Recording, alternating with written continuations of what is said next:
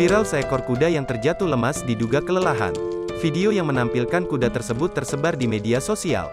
Dalam video yang dibagikan oleh akun Instagram @_knolfair.it, terlihat delman yang tengah berhenti di sebuah jalan.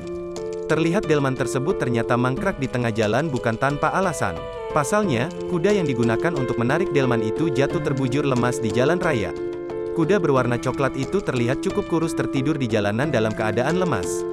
Meski sudah dalam keadaan tergeletak, kuda itu tampak masih hidup dengan mata yang masih terbuka.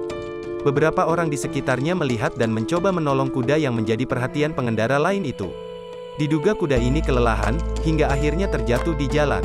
"Enggak tega," tulis akun Instagram @_knolfair.it. Video tersebut sontak mendapat banyak perhatian dan mendapatkan berbagai respons dari warganet.